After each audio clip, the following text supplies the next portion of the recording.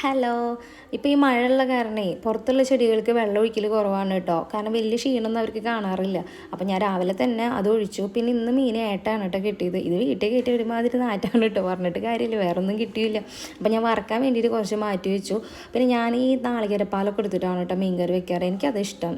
നമ്മുടെ തൃശ്ശൂർ സ്റ്റൈലിൽ എനിക്കതാണ് കേട്ടോ കൂടുതൽ ഇഷ്ടം. അപ്പോൾ അതിലേക്ക് മുളക് പൊടി, മല്ലിപ്പൊടി, മഞ്ഞൾപ്പൊടി, പിന്നെ കറിവേപ്പില, പിന്നെ ചെറുള്ളിയും ഇഞ്ചിയും ചതച്ചതും, പിന്നെ കുറച്ച് വെളിച്ചെണ്ണ ഒഴിച്ചിട്ട് നന്നായിട്ടൊന്ന് തിരുമ്പി മാറ്റി വെക്കുക.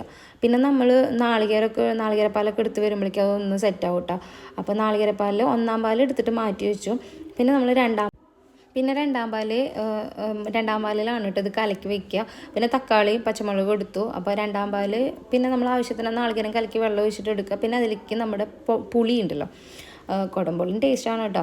പുളിയും കൂടിയും പിഴിഞ്ഞിട്ട് അത് കലക്കിയിട്ട് മൊത്തത്തിൽ ഒന്ന് കലക്കിയിട്ട് ആവശ്യത്തിന് ഉപ്പും നോക്കിയിട്ട് നമ്മൾ അത് വേവിക്കാൻ വയ്ക്കും, ഒന്ന് വെറ്റി വരണ്ട.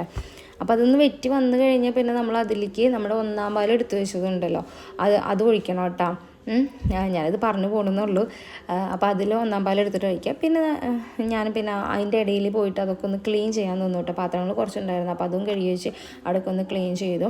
പിന്നെ അതിലേക്ക് നമ്മുടെ ചെറിയുള്ളി മൂപ്പിച്ചിട്ട് മീൻ കറിയൊക്കെ ഒഴിക്കുക. പിന്നെ അതിൻ്റെ കൂടെ ഞാൻ മീൻ വറുത്തതും വെച്ചിട്ടുണ്ടായിരുന്നു കേട്ടോ. അപ്പോൾ ഇന്നത്തെ വീഡിയോ ഇത്രയുള്ളൂ. എല്ലാവർക്കും ഇഷ്ടപ്പെട്ടെന്ന് വിചാരിക്കുന്നു. ടാറ്റാ.